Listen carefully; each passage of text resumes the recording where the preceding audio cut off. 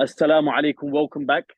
We're going to make a video about a very controversial and important debate that has been going on recently between the Muslim Lantern and Jadaya. Muslim Lantern, run by Muhammad Ali, a prominent person within the Dawah who comes from a Salafi, Athari background and manhaj. And he was debating Jadaya on the Trinity, the oneness of God, the attributes of the divine. And we thought that this was a very important topic to discuss because those who are engaged in Kalam, ilm al-Kalam, some call it theology, some call it dialectical theology or speculative theology. They argue that this video is precisely the reason why Kalam is a very important science within the sciences of Islam. And evidently, the lack of philosophy, the lack of theological arguments or Kalami arguments have shown the discrepancies, the weaknesses, and the shortcomings of the Athari, Salafi, or Taymiyan worldview or paradigm within Islam. Now, we're going to present a short clip of what the debate is about and the important parts of it. Then, inshallah, we'll comment with our Ustad Dr. Muhammad al-Mas'ari. Bismillah.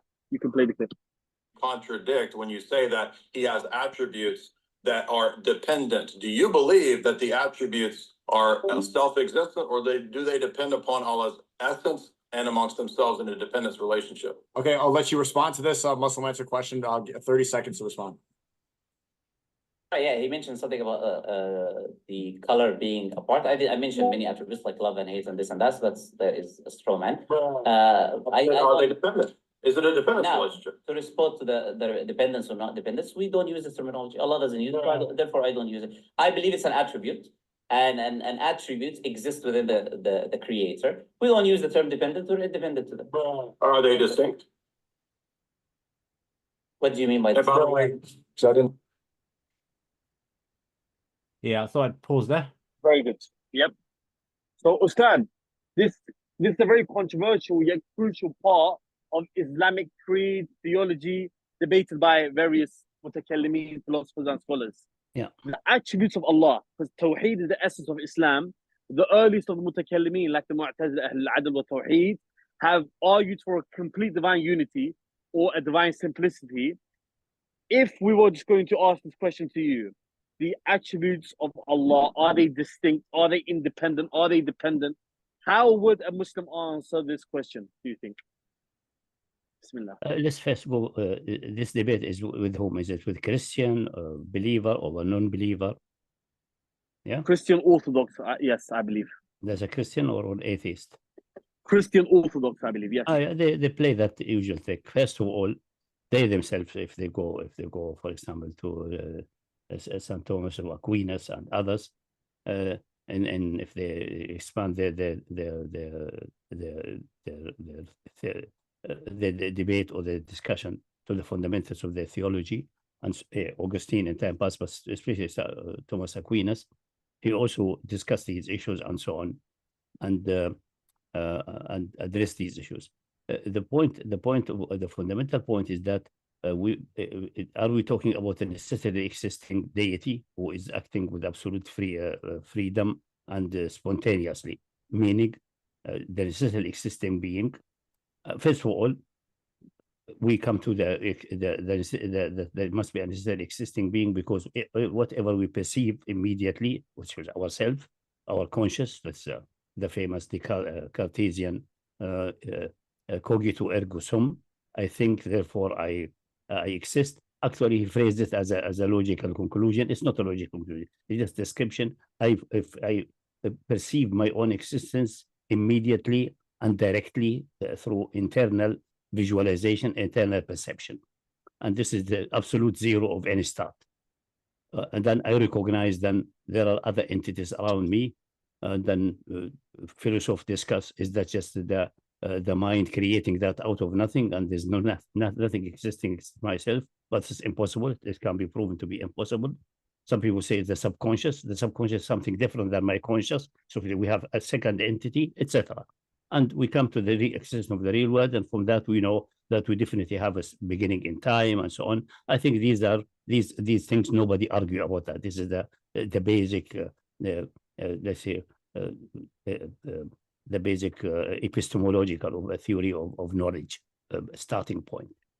So we know there's a world around us. Does not mean we know the nature of the world. It could be a simulation. Maybe we are a simulation in a big simulator. Like, take an example. Recently, people have developed so-called visual reality, virtual reality, metaverse, and so on. And you can enter in them, and you be part of the simulation. You enter through your computer. So your computer enter in your behalf, and then you walk there and so on while you are sitting in your place. So this gives you a model of a possible simulation. But the simulation exists and separate from me. That's the point. That's the fundamental point. We're not going more in that. That's the first stage of proof. And then we perceive that everything which we see in the reality is not necessarily existing. It has started in time, or it is existing depending upon other necessary conditions.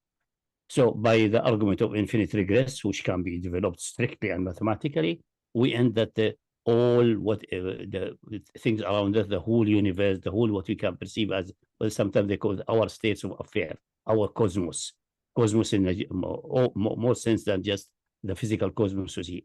Everything, including our thoughts, our ideas, everything must go somewhere to a starting entity, which is necessarily existing. Which existence does not infer, because if it cannot go ad infinitum, that's impossible. So that's the first part of it. The question is that now this is the existing starting point. Is it an acting by free choice, or is it acting by necessity? Acting by necessity means something like a rock, water emanating from the rock. The rock does not know what's going on, and the water emanates from it. Or something splitting into all of these things. That's what acting by necessity. That's relatively involved and complicated. But anyway, so only these two options exist, because the necessity exists in being. The concept of necessary existence, which is consistent and fits with the fundamental principles of reason. That some philosophers doubt that, but their doubt turn out to make everything does not exist and exist at the same time. So we are not going to this detail. That's in expand. We expanded a little bit in the book of Tawheed about that, but leave that aside. The necessary existing is only one entity, one being. There cannot be two, with a usual argument, because if anyone having a feature or characteristic, whatever you call it, independent of what's meaning of feature, but we perceive what is the meaning of something having a feature or characteristic. If he has a certain characteristic, then it's because of his nature of necessarily existing, of his modality, that feature must be the same for any other entity which is necessarily existing.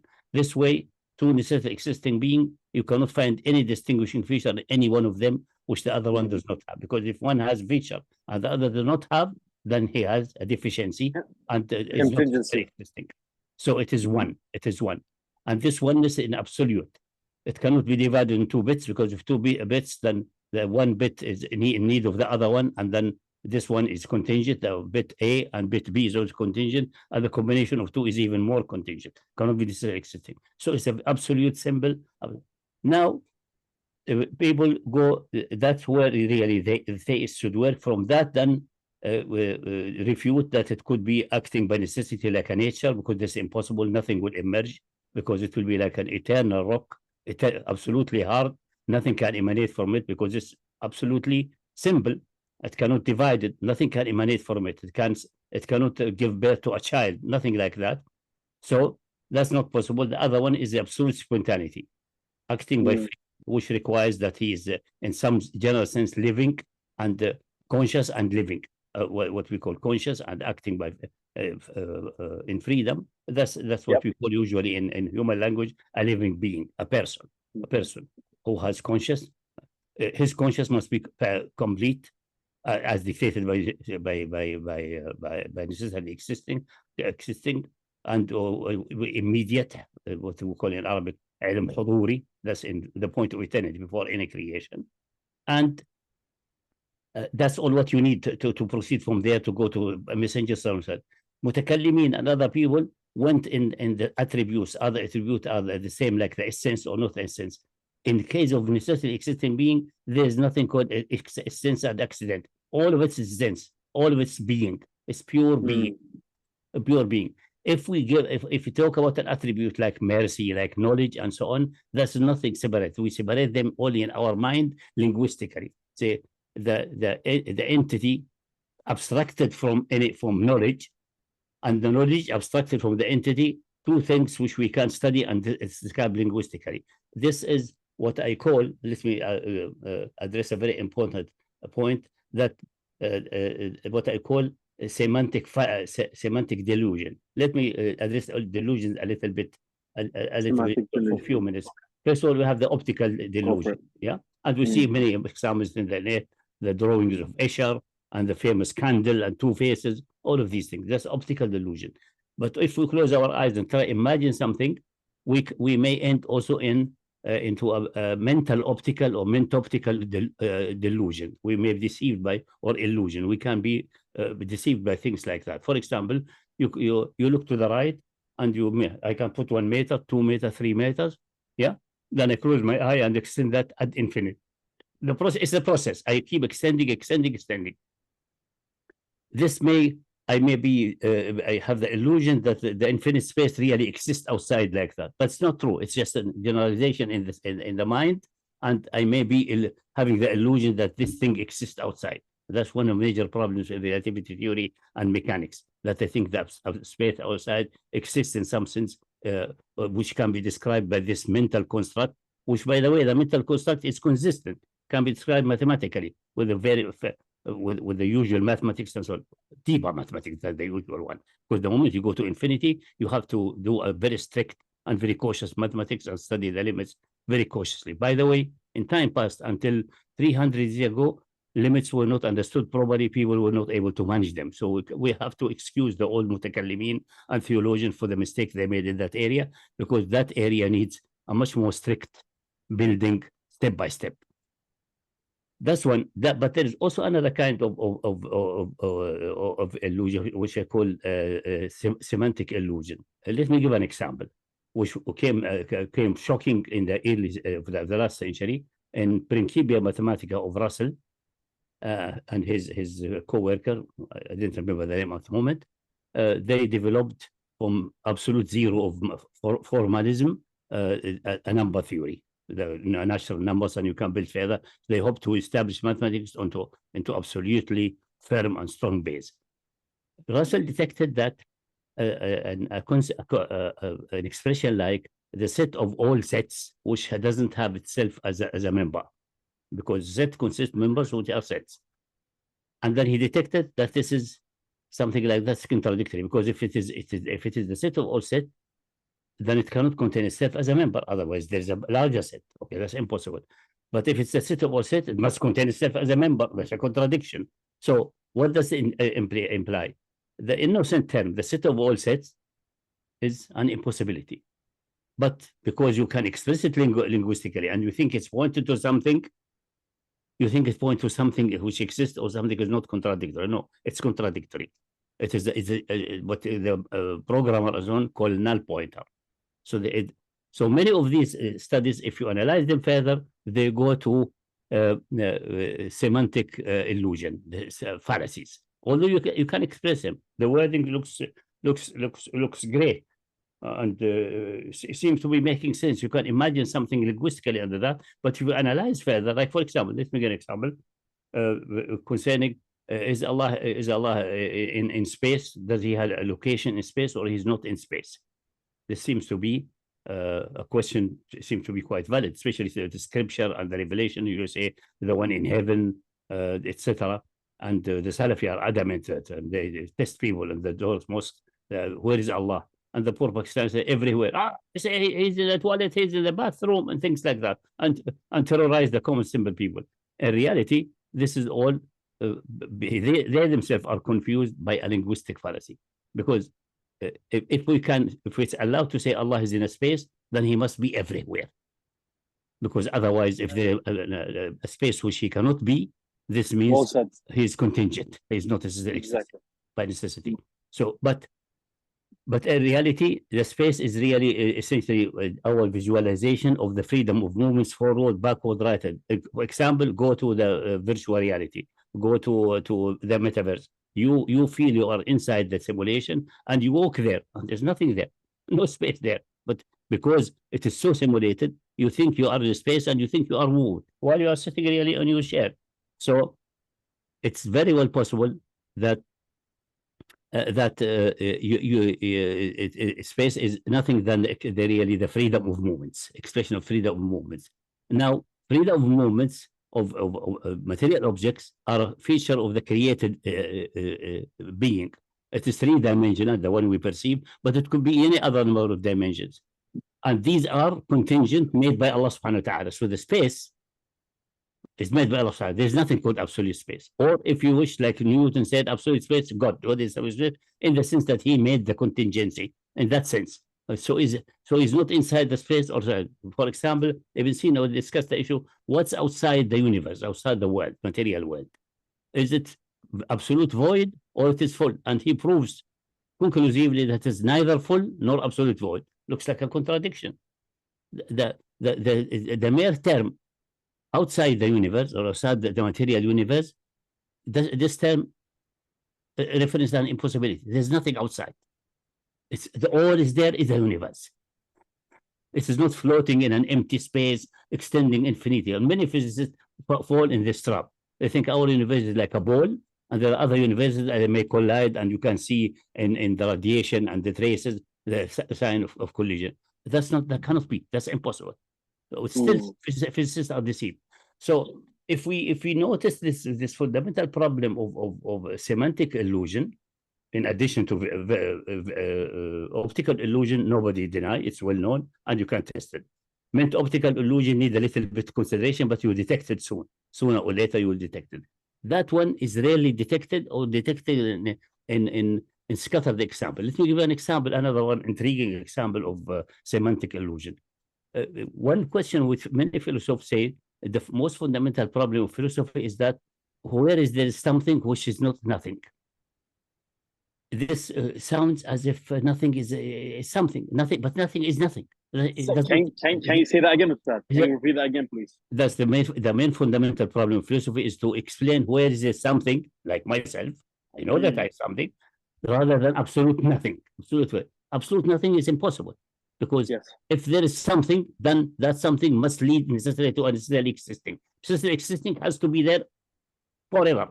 There's no way. So the absolute void does not exist. It's just a construct based on linguistic fallacy. The semantic nothingness is nothing. Nothingness does not exist. Because it's nothing. So this is not a question. The question is that's what we perceive as existence. What is this modality? Is it necessary? We know by immediate perception. I know that I'm not necessary. I know that I started to exist. I don't remember things from the beginning of time. If there's a time of a beginning, we'll go to the time later. Yeah. And that's the most difficult problem, which the Mutakalimeen and so on got stuck, because it needs to be analyzing things in terms of limits and so on, which have not developed and became consistently strong, standing on their feet, except very recently. So if we go to this question, is that the question is void. The moment you say there's something, also you have asserted that absolute nothing is impossible. No question how. It is impossible in itself. But usually we do it by starting from contingent being and go that there must be a necessarily existing starting point, and then the only issue there remaining is only one. Is it acting by necessity, which is what I would usually use the term a deaf, blind, dead nature, or it is a living, knowledgeable, acting in absolute freedom. That he acts in absolute freedom is clear, because otherwise, if he acts based on condition, then we have infinite condition on condition. Condition is not possible. So it must be absolute spontaneity. We have no other choice. Either absolute spontaneity for the necessary existing, not for us. For us, we have some things for relative spontaneity, various stages of free will, and so on. For the necessary existing, he's either absolutely free, absolutely sovereign, or he's dead because of the necessary existence. So that's the way it should be. The debate should be go. Then the other divine attributes, the discussion about them are relatively nonsensical. does not bring any fruit. What does bring any fruit? Let me say, what is the fruit? If I say God is merciful, he has the attribute of mercy. Yeah. Yes. What does this this mean? Is there something separate in his being? All his being is mercy, and he is merciful because he's still existing. The reason people try to separate is that for contingent being, it seems to be some attributes seem to be separate from the essence. Like, for example, this wall is in my room yellowish or beige, the color beige. But we know in the case of wall, it is composite. The color is by painting. By the wall itself, the main structure, fundamental part of the wall are the bricks, which are another color. So the color is like a paint. But because it's a composite object, if a object is not composite, then you cannot talk if it is separated or not separated. You may separate it for analysis in your mind. You analyze rahmah, mercifulness, is something different in concept and understanding than knowledge, and something different than free will. All these different concepts, but does not mean that they are separate from the entity. In the case of existing, means that this is more than the entity or in addition to the entity. So I think that piece of research in time past was essentially misguided.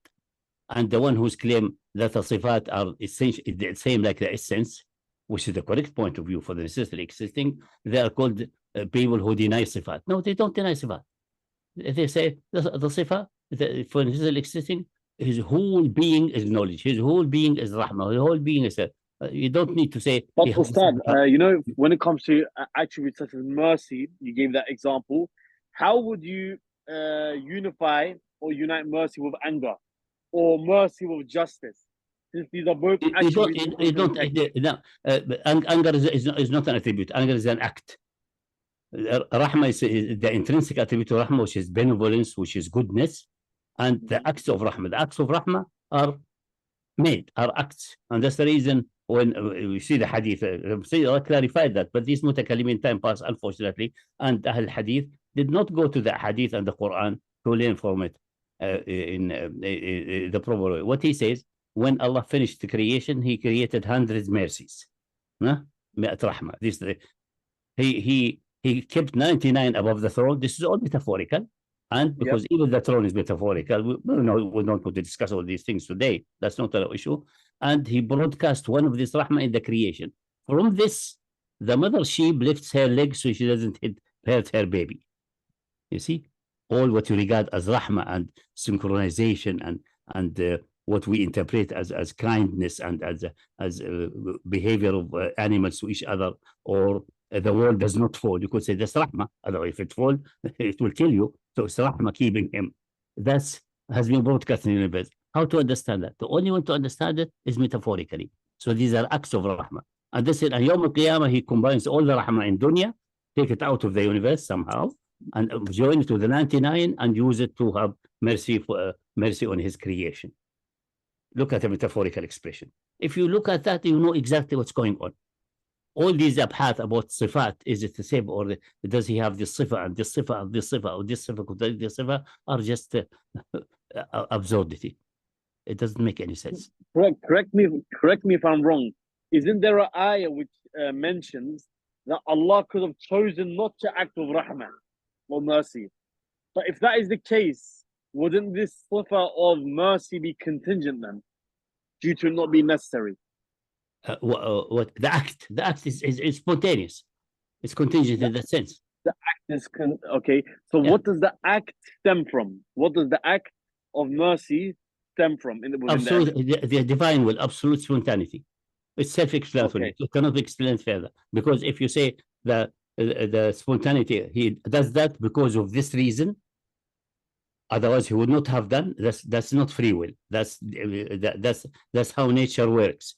But then that reason is obviously making him not acting in freedom. Is that reason having another reason? He said have another one, either infinite figures, or it is final by necessity. So he's acting by necessity, but we have refuted that by the evidence that the universe need to have a spontaneous beginning and the beginning of time. Ustad, but just to add to what you said, or to play devil's advocate, if that is the case, Allah's actions are going to be random or arbitrary, No, and they're not arbitrary. No, they're not. randomness will be a limitation upon Allah. No, randomness is not a limitation. Because you have the two way, either acting by necessity, motivated by something, and he must act according to motivation or according to that purpose. Yes. Then the purpose exists necessarily, as either he's part of his being, then he's a dead, deaf, blind nature, or it is an external entity, a necessary other entity, and that is undermined by the fact that that there is only one necessary existing being. And the other option is absolute spontaneity, but which we call will, we perceive as will. Will, free will in that sense, is an elementary concept. You have no choice. Either say it's self-explanatory as a free will, and the other argument will lead to a dead, blind, deaf nature. That's essentially the argument of Aristotle. They say the first one, the awwal, does not know anything. He knows only himself. He is enjoying himself. But he's a rock far away. We have nothing to do, communicate with him, and then things emanate from him. So, but this can be proven to be impossible if he's necessarily existing. But at the time of Aristotle, things were not developed that much. So they came the theory of emanation, and he can, because he is one, he can only emanate one, and then this emanated one can perceive himself, and the first is number two. So there are two. Then he can emanate more, and then the two and so on. The number become multiple. The theory of emanation, and they connect them with the stars, the external orbit, the next orbit. Well, this is a mythical theory to explain the universe and explain how existence came to place, because they believe the sky is eternal. You look to the sky all your life, you don't see any change, significant change. So you think it's eternal. That's it. It's based on that, and then they abstracted that and made it so-called like eternal, without beginning, and emanating for something called the first in stages. It had to be in stages. The first intellect. All is based on the mythical theory, because you have, if you go to the issue of the necessity, see what is for the necessary existing being, how he can act, if ever. Because we are definitely contingent, we must be produced by certain act of the necessary existing. Either act is act by necessity, emanation, radiation out, things like that, like water flowing from a rock. I give just one example of how emanation may work. Or proceeding from, like the Christians say, that Jesus is born from his father before the beginning of time. And they say in even the explanation, neither it's an act of will, nor it is an act of necessity. But for necessity existing, there's no choice, either act of will or act of necessity. Nothing else. Nothing else whatsoever. For finite being, it may be there are scales, but not finished. So it's impossible to give birth before the time. Or proceed, like the Holy Spirit, proceed from the Father, or the Father and the Son, depending upon your school of thought, either you are Catholic or Orthodox. But what meaning of proceeding? It emanates, it flows without the will of the Father. But as it say, no, it is with his will, not with it. It will lead to contradiction, because there's only these two for existing, either yes or no. There's no other intermediate there. So what are the two options of yes or no? Repeat that again. What are the two options we are left with?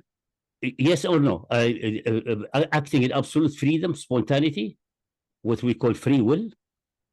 We perceive it as free will. And someone say maybe the free will is an illusion. Even if it's illusion, even if we're acting by necessity without feeling, but we perceive it as a free will, and we have no further explanation for it. We recognize spontaneity. We know that we are limited, so we don't have an absolutely freedom with unlimited boundaries. No, we don't have. That's what this is existing. For us, it is the limited one. But within that limit, we have genuine freedom. We have genuine freedom, which is one really miracles of creation, that contingent finite being who are limited by the universe and by all these conditions still have a domain of free activity. And this is one of the hardest problems of philosophy currently. They're trying to solve the problem of consciousness, the problem of connected problem of free will, and so on. It seems to be it has no solution, except to say there's fundamentally something like called the freedom of choice, but since ours is limited and contingent, it must be produced by someone who has unlimited freedom of choice. That would be maybe an angle to have another evidence for the existence of a divine being. Note, the existence of a necessary being, I think, is well established. Nobody except mentally deranged will deny it. The question, is it a divine being or is it a nature? A deaf, blind. So that's the discussion will be concerning atheism and atheism. Now, in atheism, Christian, when they talk about the Trinity, they say these three persons sharing a divine substance. But there's nothing called divine substance. There's only one divine being. One is just an existing being. We can talk about substance. For example, when you see gold coins, a gold coin here, a gold coin here, a gold coin in my mother wallet there back home, a gold coin there. But what they share, what they are all gold. They share substance called gold. But substance called gold is a composite entity. It can be divided, made, say, various coins. Some are made in South Africa, some made in Canada, the maple leaf and the Krugerrand and so on. But that's because it is contingent. It is composite. Something which is not composite is this does not apply to it. There's nothing called substance, because the concept of substance and essence and all of these things are developed initially, started developing by Aristotle. It is from looking to the universe around us. Like, for example, we see many human beings, we abstract something like humanness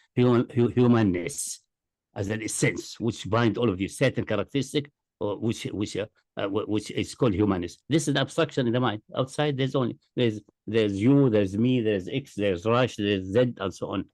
But we abstract something like that, and we may say legitimately we share in this humanness. I mean, we share several characteristics, but we are multiple beings. We share these characteristics, which made us somehow sharing in a certain substance or a certain essence. But in reality, outside, it doesn't exist. It's just an abstraction. It points to nothing.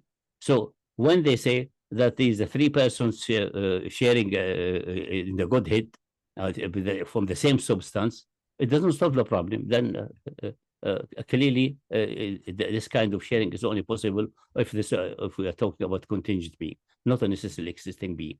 The same applies for two entities, for three, and obviously there is various attacks against the Trinity from various other angles, but it's a fundamental attack. It's not possible. There's nothing called divine essence. Anything can share in it. Nothing. It's only one divine being. So that's the way to go. Obviously, this is too heavy and deep for so-called Salafi and those who follow Ibn Taymiyyah and before Ibn Taymiyyah, Ahmad bin Hanbal, and got stuck in these issues. Is other attributes, the essence or not the essence, and the excedent and so on. And this is all because concepts of this type are driven from looking at the contingent reality. When you analyze and go to necessarily existing being, you are forced by necessity of logic and for formulation to recognize that these what apply for contingent being cannot be applicable to necessarily existing.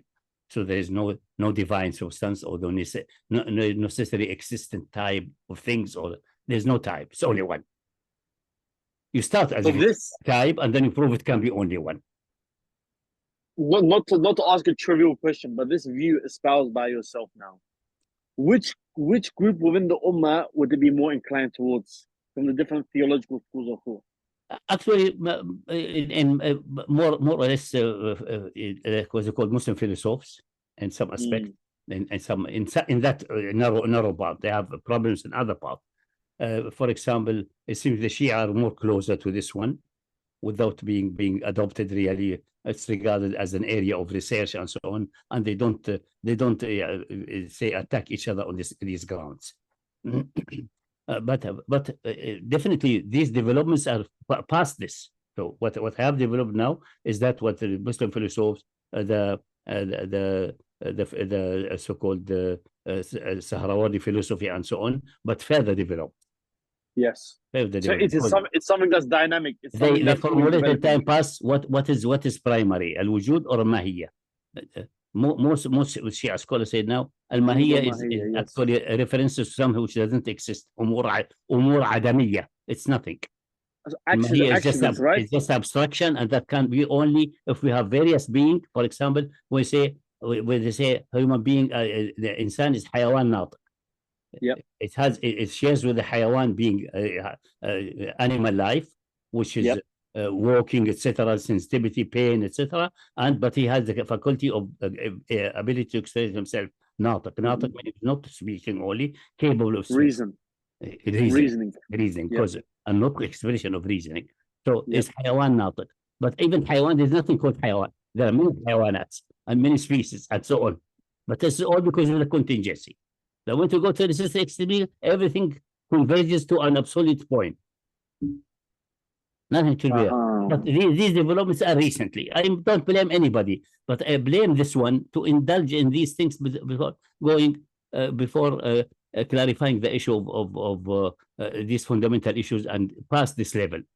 Now these people coming from eternity, they play that game. If you say Isa is Allah's word, okay, then is the word created, not created? Is not created, and then you get to the problem of the creation of the Quran. That's where the play started earlier.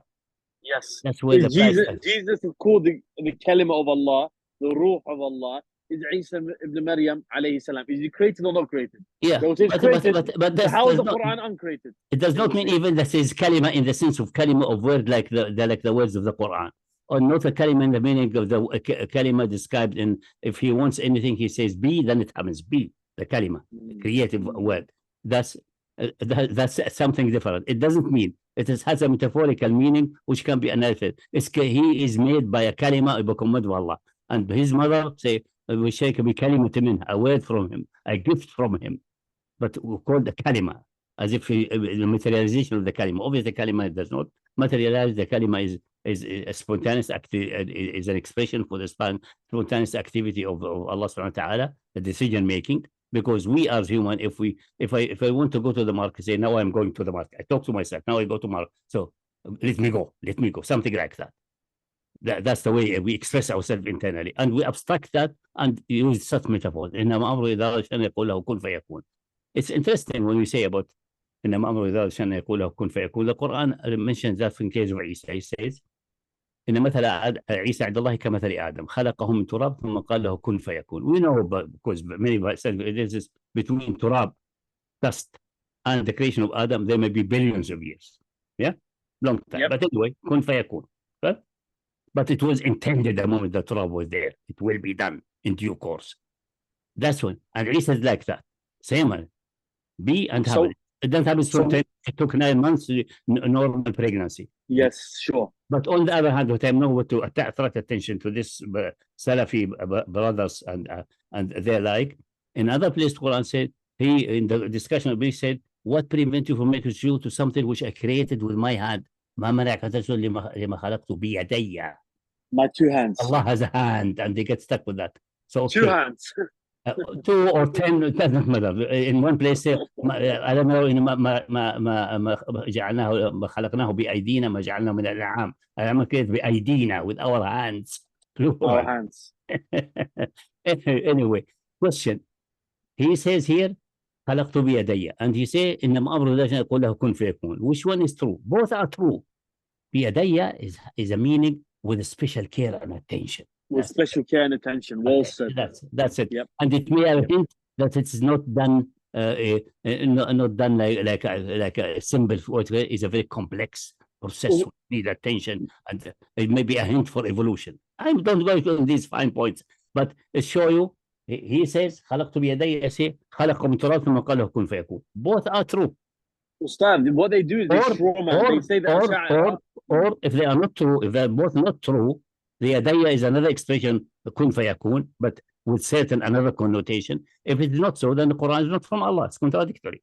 That's you have to make a choice. Man. You know what they do is they strawman by saying, are you saying, O Mutakalimeen or Falasifa, that when Allah said, I created with my 2 hands, it's referring to power. So they try to strawman it to undermine the argument. That's not the essence of the argument. No, we know everything is created by Allah, creative power. Exactly. And also when they talk about Kalam, Quran is created, the Kalam created, and say Kalam is the attribute of the divine. That's not true. What's the attribute of the divine? And we have concerning. Let's go to the example of Khalq, as it much clearer. We have Al-Khaliqiyya, Allah is being capable of creation. This is an eternal, intrinsic attribute of Allah subhanahu wa ta'ala. Khaliqiyya. Sahih. And there is the act of Khalq, and the result of the khalq is makhluq. So we have khaliqiyya, the act of khalq and makhluq. And the same with kalam. We have a mutakalimiyya or a natiqiyya. We don't say, it's not polite to say Allah is mawsuf bil mutakalim bil natiqiyya. They sound like a human being, natiq. Bil mutakalimiyya. He's capable of speaking, expressing himself in language, obviously in an infinite language, because he can express in our finite language and even another language which we cannot even perceive, because his knowledge and his necessity existence dictate that. But المتكلم, then he speaks sometimes in time. That's again the Mutakalimeen fall in a major problem. He speaks in time, like when he spoke to Musa, they claim he was speaking since eternity, before Musa was there. So he speaks that way. He makes the kalam at the and then the kalam which Musa hears is something separate. So this is clearly muhdath, clearly created. And the Quran says that ما يأتيهم من ذكر من ربهم محدث. But they got stuck with this and they ground in it. And Ahmed bin Hanbal made the massive blunder. Initially, he said when he was they were trying to force him to say, is the Quran makhluk or not makhluk? He said, bring me something from the book of Allah. He was right at this moment. I don't want to use any one of the terms. جيد? And they were sufficiently ignorant to tell him, look, ما يأتيهم من ذكر من ربهم محدث. The Quran is dhikr, is part of the dhikr, mahfuz, yes, is muhdath, is made, is not eternal, not from eternity, is made according to the situation. وما يأتونك بمثل إلا جاءناك بالحق وأحسن تفسيرا. Response to their challenge, we give you an ayah responding to them. Definitely after the challenge, in time. That was what killed the Mutakalimeen, the issue relation of God subhanahu wa ta'ala with time. They never sorted that out because they did not read the Quran carefully, and they are stuck with an evidence of the existence of Allah based on a time sequence which they do not control very properly. That's the problem. They did not control because it goes to a limit. And when you go to limits, you need really higher mathematics to don't develop at that time. So that's the problem. So, and then, okay, Ahmed Hamad was to say, bring me something from the book of Allah, and they failed to bring the book of Allah. ما يأتيهم من ذكر من ربهم محدث ما يأتونك مثل إلا جئناك بالحق وأحسن تفسيرا. In response to their method. Response must have been after their method have been pronounced. Unless their method is pronounced from eternity, and it's from eternity. And nothing is happening. All what's happening in the universe is just an illusion. Nothing is moving, nothing happening. Everything is fixed. That's essentially relativity theory expanded ad absurdum. So there's no other alternative. But clearly, we perceive immediately in ourselves that something is developing and time is changing. So when he was later on, the student around him continued poking him until he came to made the blunder and say, whoever said the Quran is makhluk is kafir. Now the calamity has happened. Before that, he was still on the safe side. He still on the safe side. The problem when he get to that the catastrophe which really caused harm to but the Mutakalimeen after him, like Ashari, or they wanted to say al-kalam al-nafsi is qadim. What do you mean kalam? Nobody knows. But that what we in the Masahif is created, is hadith, muhdath, which is do they mean the will of God that comes originally? I would advise anybody don't get stuck to that. The only thing is that all of the divine action which in time and just get the nature of time sorted out. The best sorting out of the mystery of time is in the amazing hadith, although it's a hadith of ahad, but the supportive evidence of necessity of reason is overwhelming. Is the following: Abu Hurairah is he says Allah is rebuking Bari and saying the son of Adam is hurting me or abusing me. He says, Ya khaybat al-dahr, what a miserable time. What a miserable time. This time brings misery. And this is not true. Because I am the time. I am the passage of time. Ya khaybat al-dahr. I am the time. What's the meaning I am time? أقلب الليل والنهار بأمري. My command is that what started time and make the process of time. And the first command, the first decision to create this universe after it has been chosen in the point of eternity, it's a point only. We may perceive it as infinitely long, but it's reality, a point in the mathematical representation that kickstarted the time. And it has to be a spontaneous act. There is no other way. Now, atheists like Hawking and so on try to say there was a quantum fluctuation.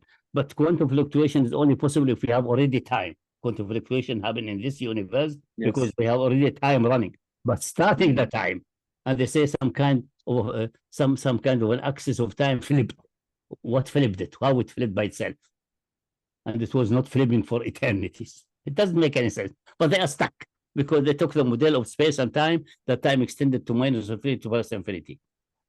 Penrose tried to solve the problem, say the time has no beginning, it go in cycle, expansion, contraction, expansion, contraction. This is impossible. That can be refuted by the evidence of that a chain of necessary conditions must terminate. Ustad, can you quickly define time as well, please, for us? Can we define time as well, if you don't mind? Yeah, time is just expression of divine activity, and it started in the point so-called eternity. Someone say, what's before eternity? There's nothing before. It's again a question about something which is impossible to exist. clearly أنت الأول فليس قبلك شيء. أنت الأول فليس قبلك شيء. There's nothing before him because it does not exist. It's an impossibility. And الآخر وليس بعدك شيء. If we talk in terms of time, ليس بعدك, nothing is after you, but the end point is never there. You more advanced, it's still infinitely far away. The future is open. So it's open in this direction, but in that direction is going to the absolute zero of time. And there's nothing before that. And there's mathematical models for that, by the way. Interesting. So Allah is not outside of time as the Mutakalimeen claim, No. but He is the time. I am He is time. He is the time in the sense that he all the action in the universe originally initiate from him or go through chains to his initial action. Why do you think this the moment time is kick-started with the first action of creation, the absolute first one, the moment that happened, time proceeded with the time according to clocks in the universe, according to events and so on. And the hadith mentioned only the normal clock we have, أقلب الليل والنهار بأمري. Because that's what we see and we understand simply, even simple Bidun will understand. So Allah is time. In that sense, Allah is the time. The passage of time, is the translation with clocks and so on of the divine activity, which is continuously ongoing, never ending. In the other side. So why do you think the Quran does not mention the vital information that's preserved by the hadith that is solitary by Abu Hurairah? I know that's a very difficult question. In the Quran, you conclude it. He say indirectly. هو الأول والآخر والظاهر والباطن. And the Prophet explains it. الأول, nothing is before him, but there must be an أول. It cannot be minus infinity because minus infinity does not exist. It's just a generalization in the mind. Just a generalization. And also when some say we have for example, we draw the axis. We go to the right to infinity. Imagine going to the left.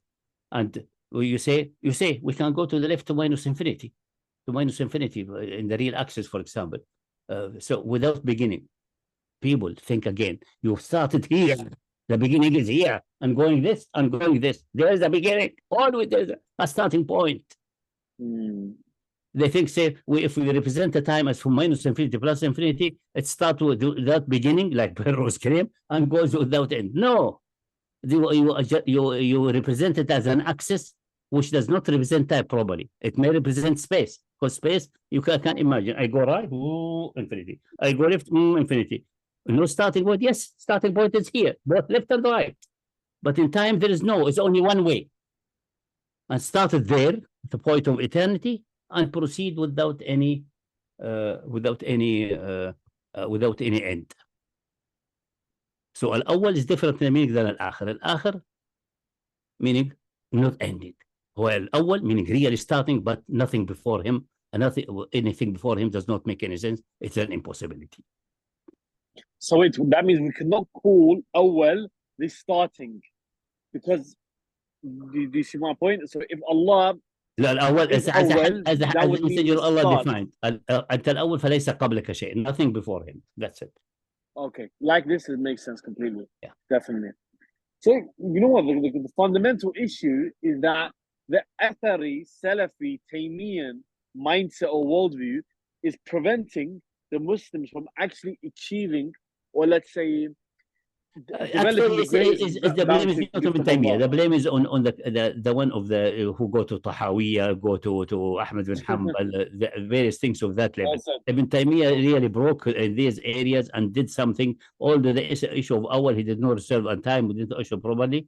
So because he said he argued for events which have no beginning. Because he thinks he can go back and back without it. He is deceived by this mental optical illusion. But that's not possible, because he say independent events can be one after one for how do you mean an event? Events can go without because when we say an event happened and one before him happened, this could not have happened now until the one before that started or completed. Otherwise, it cannot be ordered after him. So there's no escape. So that's conditioned on this being completed, and this one conditioned on the one before it's completed or started, etc., etc., etc. And that chain must terminate. Otherwise, it's an empty chain. That's the issue of infinite regress. No escape. So he said there are events without beginning, and there are possible cosmoses without beginning. That does not make any sense. Just a contradiction. But he did not see this point. But he was much more advanced and liberal, but nobody developed further and analyzed. Because after Ibn Taymiyyah, roughly, even before his time, like 1 or 2 centuries, its intellectual development started stagnating. And then there was a time where people wrote big books, but all of them are just regurgitating. They write a very short treatise, which is very difficult to understand. So you have to expand it. They call it sharh. They have a matan, Mishnah, like the Jews, Mishnah. Then they have to say they have Gemara, the sharh, the expansion, and then that is not enough. Then they have footnotes, which called Hashia, which is the Jews have in the Tosefta. So they have the Mishnah, which students usually memorize, matan, very short, hard matan, and they make it so compact, easy to memorize, but impossible to understand. So you have to have sharh. So one line there at the top of the page, and sharh maybe full page. But that's a classic. In the classic. And then they say, okay, there are certain expansion. The scholars so on develop certain expansion in certain cases. Let us make it a notes, hashia, hawashi, filling. That's how. So it was after time. It was essentially matan, sharh, hashia. So no creativity, very little, rarely any creativity, until the catastrophe happened and the Muslim world was invaded by the European, who came with another philosophy and so on, which is, by the way, much shallower and much weaker, but it found people who are in a frozen state of thinking. And I was going to say, Ustad, do you know what's ironic? So when it comes to the muhkamat of the ayat of the Quran, the Kitab, the mother of the book, they've undermined it. When it comes to the mutashabihat, they supposedly made it qat'iyat. And when it came to the number one faculty, the number one blessing and bounty of Allah, the reason, they've undermined it and they've neglected it. And this is what they've ended up doing. And this is the result. It's a disgusting, vile result that people laugh at. And if you look, actually. But everywhere, even if you talk about our guidance, misguidance, everywhere, creation, يفعل الله ما يشاء فعال لما يريد. That the divine action are absolutely free depending upon his will. All the will has to be expanded. That some with his permission, other entities to act and so on. But as we discussed in tafsir, so that's so far in the Quran. If you check, maybe this is the most mentioned. Although it doesn't have a specific name, because we don't have a specific name for an entity who is acted by absolute free will. We don't have an Arabic word for it. So the only thing you can expect فعال لما يريد يفعل ما شاء ويختار ما كان له خيرة من أمرهم. This every word فعال لما يريد لو شاء الله لكذا. If Allah will that, if he will, if you account it, is even as numerous as the mention of the divine name Allah itself, almost as numerous, and this has been ignored because the point of view, which essentially makes everything is known in the point of time, past, and eternity, etc. All of that makes Allah is not able to act, and they say, for example, the Quran says clearly concerning the knowledge. ما تسقط من شجرة ورقة لا يعلمها. When the leaf falls, then he knows that it has fallen. They are stuck with that. Say, no, it's only the alaqa, the relation. They try to play linguistic tricks. It doesn't help you. If it falls, does he know now when it has fallen that it has fallen or not? If he knows that it may be created in time past in the function, but so he knows that it will fall at that time in eternity. But if it actually has fallen, does he know that it has fallen now and that has actualized? The Quran is clear that it does not make any sense to say anything otherwise. And they're stuck with that. I see. Which led to Jabari. And that came all from the misunderstanding of the issue of time and its beginning with absolute spontaneity. which solve the problem of atheism, really. Because I said, a dead, blind, deaf nature, like the four-dimensional spaces of Steve Hawking, he said initially it was a four-dimensional space, four-dimensional space, in which the fourth dimension, which is space, flipped and became time. In an English talk to some people, and that time it was, I think, a club. What's the name? What's the name of the club there? That platform. What's his name? I couldn't recall as well. Yeah, Rash, you can help us. some club. SoundCloud. No, club. Clubhouse. Clubhouse. sure. Clubhouse. A discussion. And I made a say, someone must compose a song, Flippy, axis will become time, and make a song. Is that okay? So how it did flip? I say, but some kind of fluctuation, because someone asked him, I think Dr. Ali Ta'i, the Muslim physicist and theist, asked him, how did it flip? Say, we don't know that yet, but we'll find out. He postponed and find out. What he find out? It's flipped. Something flips. It's something spontaneous. Then we're back to spontaneous. It's not necessity, it's by spontaneity. It could have happened, and possibly it may happen, it may not happen. That's a spontaneity. But he doesn't want to admit there is a conscious being who does it in free will. But if for necessity existing, there's no other way, either this or this. So 1 second, I'm stuck on this because maybe my Mu'tazili side is coming out. So are we saying that God is acting spontaneously, randomly? Not randomly. According to his free will, he shows. And the free will is based on hikmah, wisdom, purpose. That's a mistake. That's for humans. No, that's what I mean. Hikmah, because humans, if you act without a certain target, you are not hakim. But the targets are not compulsory to Allah Subhanahu wa Ta'ala. He shows a certain target. There are possible targets, many targets known to him. If I do this act, or if this thing is, if the universe is created, can be created with these features and so on. And the various universes are creatable. Some of them have no life. Some of them. Let me give you an example. Choose one of them. He chooses the one which fits his own nature. That's all what you can say. About Allah, yes? He chooses one that befits his nature. Is that what you said? Let me give you an analogy. That's the meaning of hikmah in case of Allah. In case of human, which fits that purpose, which is independent of you. That's fine. Because you're a contingent being. You are controlled by external things. Allah has external control. Ustad, let me explain to you what I mean by hikmah or purpose. Allah is the creator. Whilst creating, he manifests the high, glorious, godly attribute of being the creator, right? He does this based on the wisdom or the purpose maybe of he manifesting. Maybe he does it to express himself like an artist. But that's a purpose. Huh?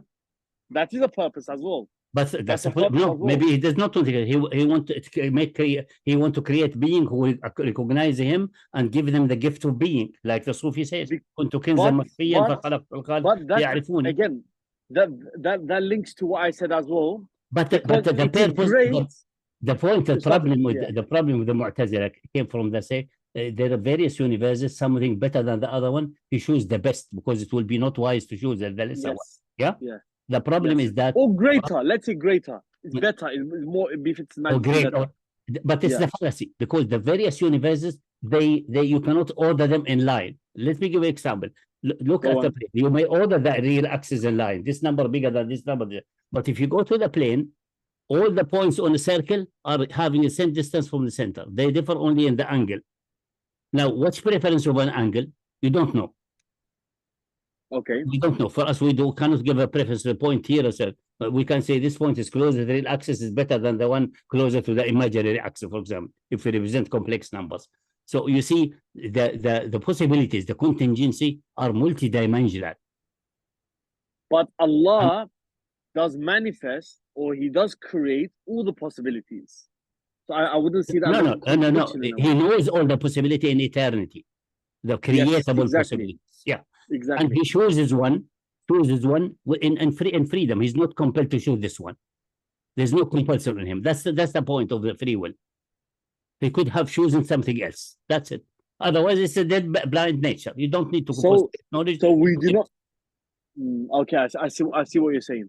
Because there's no other alternative, either this or this. The problem they forgot about the necessary existence, dictated that, and went to what a human wise person will do.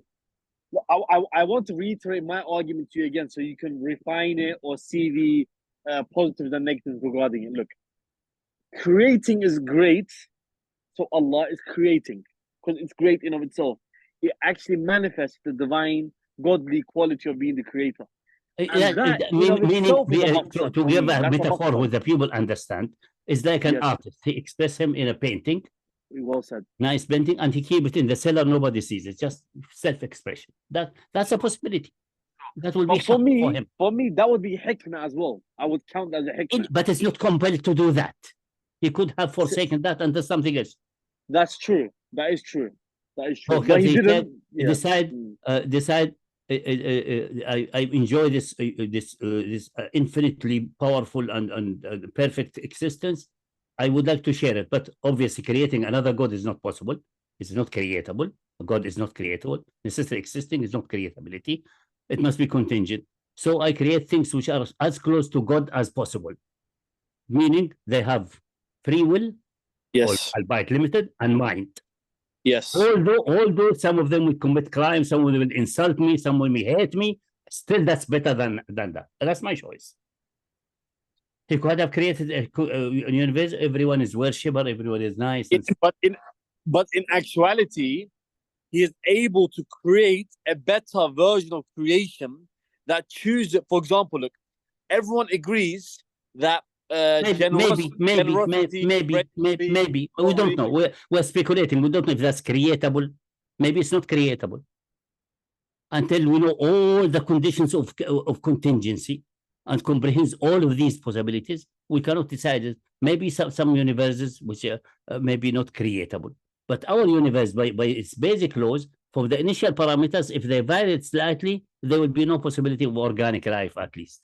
So humans will not be possible, but maybe other being will be possible. Maybe some other composition composed out of in the center of the sun. We don't know, or those suns of that another universe would slightly. So I would going on that is important to say. He shows according, obviously it does not arbitrary, completely arbitrary, like blind chance. By the blind chance, it's actually a misconception. It's derived from the real universe where there are so many events. We vary a little bit from each other, and we don't know the condition of each one, so we say it is arbitrary. Like people going to a shopping market, we don't know who will go to buy shoes, another will go to buy grocery, but a fraction is going for shoes, a fraction. When we have a long time, then we have statistics. That's all dealing with contingency and the field of events, and then we develop the so-called statistics and theory of randomness. Sure. It's derived from there. Absolutely abstract randomness is again most likely a semantic illusion again. Even you say for throwing a dice, there must be someone throwing. There must be a perfect dice created, sure, and so on. So it will be 1, 2, 3. Each one is the probability 1/6 after infinitely many, and it's a perfect dice that how if when you throw it, it will not be changed or damaged, which is possibly not creatable. And who is nice? You see, so it goes, but fundamentally, the starting point is that either the action of the necessity existing is by necessity or by free choice. I see. Free choice in the sense what a generalization of that we perceive or that we have free choice connected to our capability of reasoning and our perception of the various options and choosing one of them. I thought of a question before I forget to start. You know when Allah says the Quran, because we are limited, so we know that the necessity cannot be limited, so He's had absolute freedom. That's it. That's the point. Sure. How is the details of the creation of events, possible universes, choices? All what you can trust is that His choice is the best according to His point of view and knowledge, not according to our point of view. Yes. So that's the point. Actually, you would agree with the Mu'tazila on this then. That it is. But irrelevant. It does in the Mu'tazila, it leads to a disaster. The problem. No. As in, he does what's best, though. He does what's best according to. Yeah, but it's irrelevant. It's best for him. So maybe not best for us. Of course. That's purely speculative. Best for you could reverse the other thing. What he does is the best anyway. Ustad, there's actually an indication of this where Allah says and we presented the amana to the mountains and the heavens and the earth. None of them accepted it by man, and he criticizes man for accepting this amana. Yeah, but Do you see my point? Nevertheless, but this is, we know this is obviously. So it might not be best for us, according to the importance. But also this whole expression is obviously metaphorical, because if the presenting the amana is receiving revelation and so on, presented to the mountain and so on, it couldn't be as they, if they are mountains. There will be other beings than it. It will be another reality altogether. But it's giving me an example, if it has happened, and also answer some people saying we have not been asked to, before we are created, to be created. Someone, a guy here, programmer, say this is unfair. We are created without being questioned if we accept to be created on this day. So look what you're saying. To be asked, you have to exist first. So you have to be created.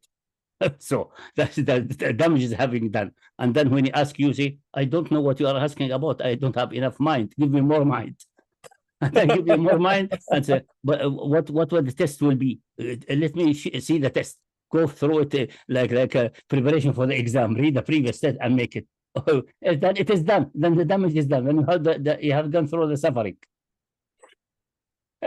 So that's when that's what I call a satanic argument. The devil give you an issue which seems to be, if you write it down in words, it seems to be persuasive. A reality is empty. It's an absolute impossibility. It does not make any sense. So you have to assume the universe as chosen with the testing universe of the Quran is from Allah, obviously, and if it's proven like that, and the proof is independent even from divine existence, by the way, leave that aside. But if that's proven, and it says خلق السماوات والأرض بالحق, with the truth. I was gonna give this ayah, the truth, the action is truth. That haq is not batil, is not in vain. Yes. It's not just absolutely haphazard like a dead blind nature which create by necessity. It's not neither this nor that. That will be not haq. Ashari, a necessity existing which is dead, blind, and so on, cannot create anything. And since we have created being, we have contingency. This is an impossibility. Wow. So that's about it. Going into fine details about hikmah and like, for example, the issue Ashari had problem with the Mutazila and became Ashari and went almost become Jabari, is that his sheikh says, like, for example, the three sons. Yeah, the three sons. One died early, and another one come to old age and so on, etc. Anyway, they say the one died early. It was good for him to die early, because if he grew up, Allah knew that he would become a kafir. Say why the others who became kafir who did not get that opportunity, and the Mu'tazili got stuck. Because to be honest, that's not even a Mu'tazili argument. No, but the problem, the problem there is that because they think the hikmah of Allah is similar to our hikmah. That's what many atheists in the West have become atheists, because they say we cannot understand the suffering in the universe, because they put in the definition of Allah, especially in the West, because of the Christian creed, that he's extremely good to the level that he's willing to die on the cross for us. Huh? So then you get stuck then, for God's sake then. It's easier than to, no need for a cross then, do something before that, please. Definitely. And you said this is all nonsense, it can't be the case. And the escape they find is escape to a dead blind nature which cannot exist. It doesn't, there's no escape. And that's the reason we have, I think it's not, it's a Sufi statement, it's not a hadith. من لم يرضى بقضاء وقدري أو بقدري فليخرج من سماواتي وأرضي. There's no other way. You have to accept what is there. But knowing that he comprehensive in knowledge, and whatever you can doubt his decision because it feels painful for you, it must be in a higher level of understanding, the preferred one in his point of view. And you have to make taslim to that. You have to accept it, because there's no other solution. Tell me the other solution. It's the right thing to do anyway. It's the right thing to do. No, it's the rational thing to do. Yeah. And the right thing to do, otherwise you'll face it. But you don't need to be threatened by punishment. It will be irrational for a rationalist to say, because let us say that's in the book of Tawheed, I have a nice development argument. Say someone say to Allah, this action and so on, I don't think this is wise. Say, okay, you think it's not wise because from your point of view, but your mind, I created your mind with whom you judge that's not to be wise. What guarantee to you that your mind is correct and concluding properly? I could have created it improper or made it so that you will be easily deceived. But I did not do. So I did that action before you even existed because I have the complete wisdom and the complete knowledge. You are only a branch. It's like someone sitting on a branch of a tree and then ask someone, just cut that branch from a tree. Say, if I cut it, you will fall and break your neck. So no, I will stay standing in the air. You can't stand in the air. You have to have a stem. The stem must carry you. You are a branch of an infinitely strong stem. And they have to recognize this fact and accept it rationally. Not that there is a threat of akhirah and punishment. As a rationalist, you must accept it. That your conscious, your knowledge, your argument cannot be more persuasive and more probably grounded and founded than Allah's argument. So he will defeat you in any argument. He will defeat you in any argument. You know where you can win an argument against Allah subhanahu wa ta'ala. Because he will tell you, your reasoning is based on my knowledge. I gave you this knowledge, I gave you this. So if your mind is correct and correct, and I show you it is created correct, and it conclude, although it has weakness because it's contingent, so it may make errors, but it can correct its error ad infinitum. It can correct more and more and more. If that's the case, then I am the one who created that way. I'm superior to you in concluding. And that issue conclusion, why I should invest, is infinitely complex. It cannot be explained to you except that. Trust my choice. And if your mind is faulty, then your conclusion is faulty by default. You never win an argument against Allah subhanahu wa ta'ala. At all. Accent.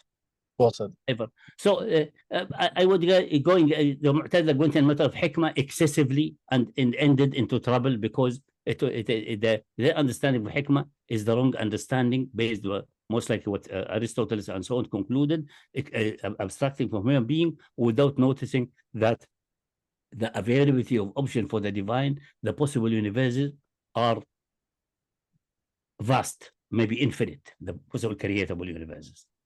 This universe in which we are, the initial conditions, they can vary in a continuum. They are not countable, even uncountable continuum of options for this type of universe. There may be other universes with more dimensions or more than 3 dimensions, 7 dimensions, 100, we don't know, may be creatable. Most likely they will be creatable. They will be much more complex. We don't know which kind of being will be there, etc., etc., etc. So that's what a point which someone put to Hawkins. They say this reality we are is 4-dimensional, including the time, but it was a space coordinate, and everything was stagnant for all eternities until a flip happened. Why then 4 dimensions? Why not 6? You can construct mathematics in 5 dimensions as good as 4. Yeah, we cannot imagine it because we live in this 3-dimensional space and time. But why should be there? Essentially, the only thing he can say, the universe should have been infinity dimensional and all infinities collapsed. That not only one flip, all infinity of them collapsed. It's all absurd. It causes a never-ending cycle of problems. If you start this way. Mm. So it's better to go to the step which makes fundamental sense, but dictated by necessity, and that what out of the reach. What is the type of divine wisdom? Do not try to explain. He made that one die early because if he grew up, he would become a kafir. No, that will get you in trouble. Actually, like a year ago, I wrote my response to this hypothetical dilemma. Again, as you said, if we're going to go to the fundamental issue, your answer is the correct answer. But if someone was to go to further details of speculation, theory, hikmah, maslahah, etc. You can speculate. The Sufis said that Allah says, and they claim it's a hadith. It's not a hadith, it's fabricated. But anyway, it says, كنت كنزا مخفيا. I was a hidden treasure. Nobody recognized except myself. فأردت أن أعرف. I wanted other entities to acknowledge me. Yes. So I created the creations so they acknowledge me, and I introduced myself to them also. I gave them the reason, the capability. That's one way of looking at things. That seems to be a high value. Another way say, no, it's just like an artist. He wants to exercise his creative power and enjoy the beauty of his creation. And the Quran says clearly, الحدائق ذات بهجة. pleasurable gardens, things like that. Allah is become as pleasurable, as good and nice in his point of view and also in our point of view because we perceive it directly and so on. Another one say, no, actually he wanted not to be selfish and be alone enjoying existence. He wanted others to care. Right. And others say, no, he would love have to have another divine being, but this is he knows immediately without any doubt, absolute certainty, a divine being is not creatable because he is not creatable. He is necessarily existing. So the nearest things will be beings who have conscience and free will and genuine free will, although the price will be massive. Some of them will attack him, will hate him, and the price he will give them free will so that he allow them to use the free will without dictating what's the result. So this is what I mean when I said. So there are various options there. Which one is it? We don't know. Maybe all of them at the same time. Realize. So I would say going to that, it's maybe like so luxury of intellect or of spirituality, because this will make you more spiritual if you feel we have been created to be like a projection of the divine into the finite domain, like which is supported by the famous questionable hadith and also the Old Testament. Adam created in the image of Allah, meaning the image of Allah, obviously, having reason and having free will. That's the only imaginable things. That's what I was going to say. Yeah, that's what I was not the face or not the material face and so on. That's the meaning of it. If this is the case, then what I wanted to say, Sijari, yeah, if that's it, then obviously this means he wants us, and the Quran says, "Kunu Rabbaniyin," become divine by teaching the scripture and learning it. So that's the way you become divine. But you will never become full divine ever. It's impossible. You will for eternity be contingent, but you become more higher level of more superior contingency, higher and higher. And that's by the way, the minor point is Rabbani translated as divine. Yeah, Rabbani, lordly, Rabbani. Because the word divine essentially is this in Hebrew and in English, Lord and God are quite interchangeable. Same thing. Quite interchangeable. They make a difference sometimes in Greek for example, between the God, the deity, the supreme deity, and a God. That's, for example, in the Gospel of John, say at the beginning there was the Word, and the Word was with God, and the Word was God. This is the wrong translation. Actually, the word was the God, and the Word was a God. A minor God, a minor deity. It was not a trinity yet, no. And if it's minor, by necessity of reason, it's the created being. That there's no way. But it's manifesting, as I said, like formal, strict logic. So it does. The kufr started, the blasphemy started with the Trinity in Nicea in 325. Before that, it's still monotheism with misunderstanding of Allah attributes, with things which are forgiven. With Nicea, Constantine with adopting that and making it the public creed, although he did not believe it, most likely, the public creed is the real blasphemy started. Before that, it was not blasphemy and kufr. It was a mistake. It was blunders or misunderstanding based on loving Isa alayhi salam, exaggerating him, getting him up and up. But really, full divine was not yet articulated until we got to the Trinity in the Nicene Creed. Or actually, it was duality. It was completed in the Constantine Conference of 381. Then the Holy Spirit was added.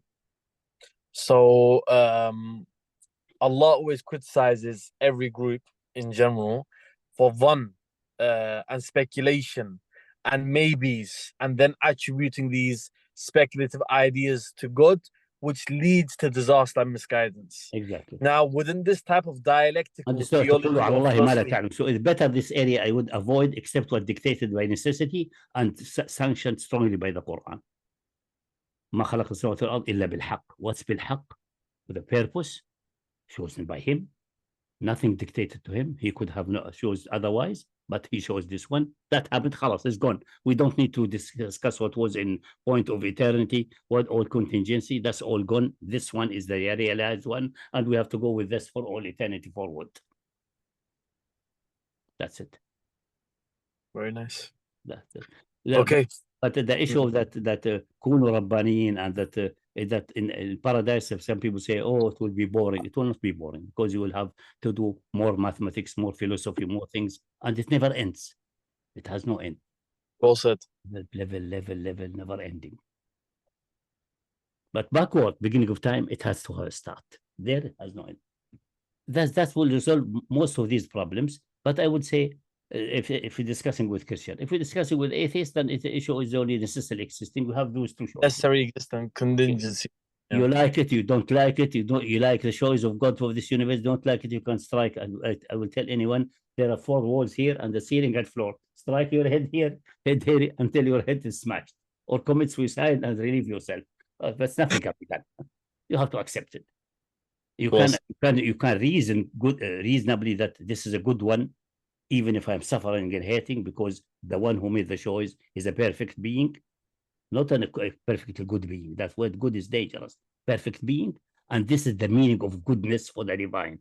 Well, he's the creator of good, so he does what's right, and that's what good is. Yeah, that's the better way. In some aspect, in a part of that, the Ashari are correct, but they went to an extreme blunder. Like, for example, they say Allah can order a command which he knows you cannot fulfill. That's impossible. No, the Quran is against this. No, and this is the reason, because there will be unjust. Yeah.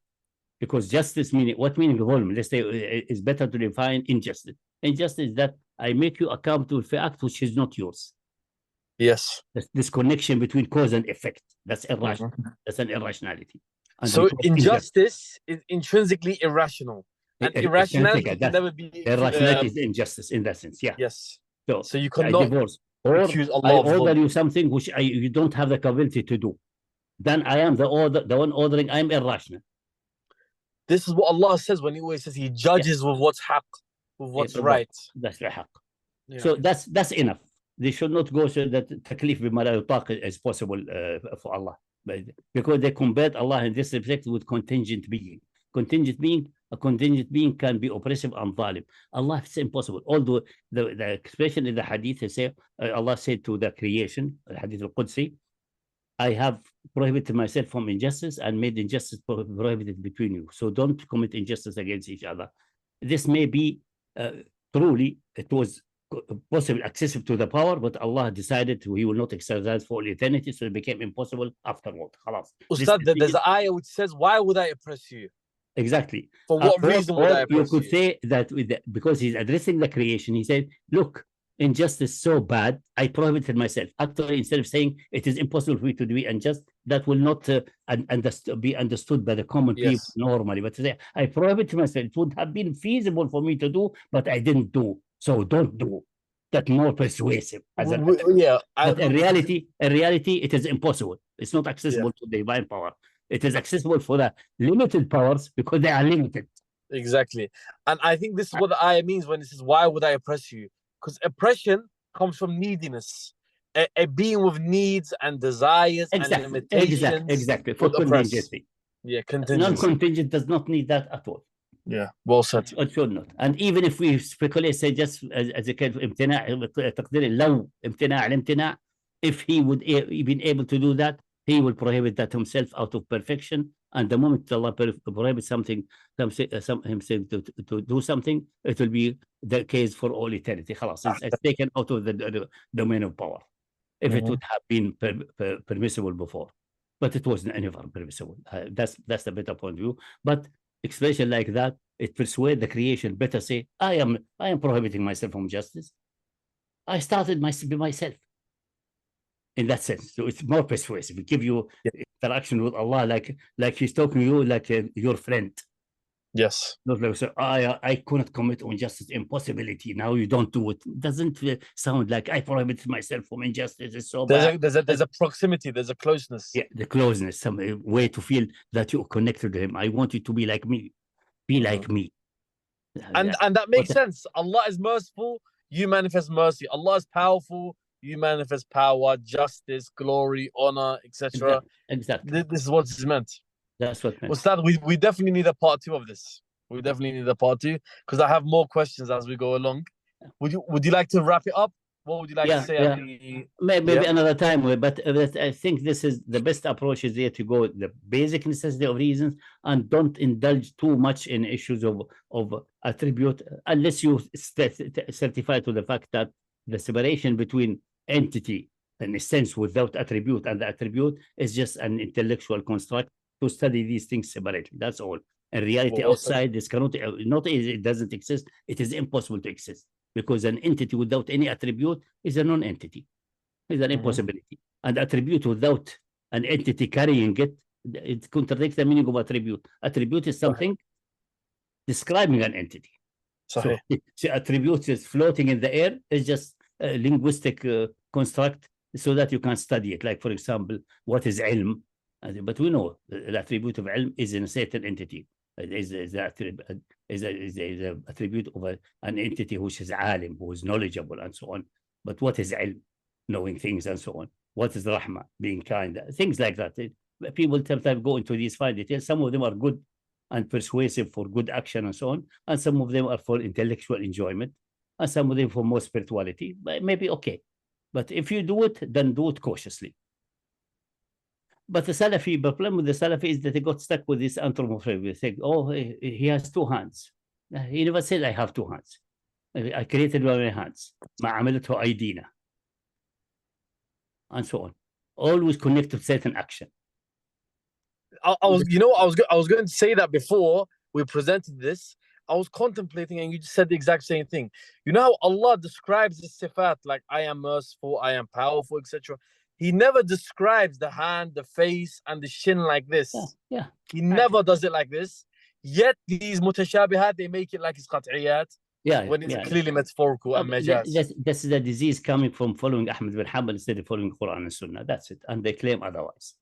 That's it. I don't know why they're so obsessed with this man. They appointed Ahmed bin Hanbal as Lord. Or, exactly Ustad, like the Quran said, اتخذوا أحبارهم أربابا من دون الله. Ustad, to not get into their hearts, but you know, I think I'm just trying to get into the psychology of such people. I guess the human always wants to worship something that is close to him. Yeah. This is the cause of idol worship and shirk as well. So maybe they want to imagine something Allah they can touch and so on and so on. And and Allah Subhanahu made a little bit of that for the people, but in certain symbolism. Like when we say al-hadi, the hadi is usually having a necklace and having blood touching on its fur and things like that to indicate this is the hadi. These are symbolic acts, symbolism. And Allah allowed that say after the ayah in Surah Al-Hajj, لتعلموا أن الله يعلم نفسه. Allah knows that you need something material to live, some symbolism, some material. The same with Qibla. If you give you a Qibla, we give you a famous place, a place of ancient prophet, it seems to be more persuasive and close to the heart than give you the Qibla to the North Pole. What's the North Pole? For God's sake? No history there. But Qibla to Bayt al-Maqdis, yes. That's the place where most prophets were at least in the recent few thousand of years. Qibla to Masjid al-Haram, established by Ibrahim. You see the point? And establishing a Qibla for Salah is very clear. You need the people, when they meet for Salah, they have a certain direction. It's good to have a direction for everyone on earth. Gives a feel of unity. Otherwise, Salah without Qibla is okay. لله المشرق والمغرب أينما تثم فهو وجه الله. Everywhere you face is the direction of Allah subhanahu wa ta'ala. But the Qibla is just because humans need some direction when they start for Salah. Otherwise it will be arbitrary. If they are a group, they don't need everyone to discuss which Qibla should we choose today. No. There's a Qibla prescribed. Just try to find it as good as you can and direct you. If you miss it, your Salah is valid. There's no problem. That's okay. Well said. So these basic symbolism and things with a bit of materialism is good. In describing the divine action and so on, there's a lot of metaphorical expression and a lot of things so that the people can relate to it. Even the description of Jannah, so Ibn Abbas said, he recognized that, said, there's nothing in Jannah similar to dunya except the names. It's just a name. Exactly. So that I can associate. If it talks about pomegranate, I don't think it's that what pomegranate. It's just relating to some fruit or something else. Maybe it's not a fruit. Maybe a bit. In short, it's a metaphor for pleasure. A video giving you a piece of knowledge which you did not have before, and another video, and so maybe described as a pomegranate because it had bits and pieces, things like that. But if I tell you, I give you every day a video which increases your knowledge, what is this? But if I tell you, you get pomegranates, which are so sweet and nice and so big, and even a whole tribe can eat from it. That persuade people more. That's all for ضرب الأمثال. But the problem these people are, it's not a problem that they say they think and work like that. The problem is they think this is the correct way and the other one is bid'ah. That's the problem. Not a problem that a Bedouin who thinks, for example, there's really a throne and someone sitting above that and angels are carrying it in the shoulder like they carry kings and so on. No problem. But the Quran uses a language which may give him this image in his mind. The problem if he thinks this is the correct one and anyone else saying otherwise is deviant. That's the problem. Here's the problem. Not the problem that this image may come in your mind. It's a very nice image. It's a very nice image. Yeah. I guess this conversation, this podcast is the proof of why Muslims need to train themselves to develop in every way, intellectually, philosophically. They should not refrain from using their mind in the best way, and they have to study all of these sciences. There are certain limits the Quran describes clearly. Like, for example, when we talk about the things known in eternity, the human actions, and they claim this will not force human to do otherwise. No, the divine knowledge in that sense is forcing, because if he knows this will be done by so and so on, it cannot happen otherwise. Otherwise, he doesn't know. It's ignorance. So we cannot, in the matter we do talk about the qada, how the events in the universe happen and how they initiated. We cannot just close over. For example, when Allah tells Musa and Harun, go to Fir'aun and talk to him gently, maybe he will remember and maybe he will become God-fearing. Meaning, the decision was not made. It's not known yet. Even Allah does not know yet. There is possibilities. The possibilities are known. Then nothing will be surprising there. Yes. All possibilities are there. All of them are in his sight. But which one we realize depending upon his action. Yes. Permitted by Allah subhanahu wa ta'ala. Otherwise, he would have sent Musa and Harun into an impossible endeavor. You know, that must be a border which we stop there. Whatever theoretical analysis bring otherwise, it must be false. You know, the purpose of text or nas or wahi is for us to understand certain metaphysical issues that we would never be sure of. What I'm gathering and understanding more and more is that the text itself shows the argument that you just said now. For example, there's another verse which says, and we will test them until we know the outcome. Why is Allah saying until we know? How do they, do you see my point? Yeah, until we know, because it becomes factual from these various possibilities. Allah knows all the possibilities. Allah knows what's mumkin. But another interesting point, just casually, because many Christians will be listening to us, the ayah about that go to Pharaoh and be gentle and so on, maybe this shows clearly that what in the Old Testament, that I will go to Pharaoh, I will go ahead of you, make his heart hard so that I smash him and show my glory. You mentioned this today, yes. This is a lie. This is a fabrication well said. People who wrote that document, who shows cannot be from Allah. That ayah is also mentioning that for that purpose also. Correcting that and give you the correct answer. And the same exactly. And the same the other ayah that those who are postponed to the decision shows that Allah's command and decision can be postponed. He has the capability to postpone it. Exactly. And all Mufassirin go there and say, oh, these three are the guys who have not gone to Tabuk, and so never discuss the ayah, except Qurtubi. And Qurtubi noticed the problem, and he said, that's from human perception, not from divine perception. Allah is talking about himself, for God's sake, not about our perception. Exactly. Anyway, this is a topic we'll leave for part 2, inshallah. A complex one, inshallah. Yes, inshallah, we'll get. I want to get more ideas of yourself regarding this important doctrinal issue. Yeah, inshallah, we'll do that in the next episode. I think the next one, if we do to qadar and qada and the difference between them, and disputing fatalism, annihilating it completely based on Quran, and clarify the meaning.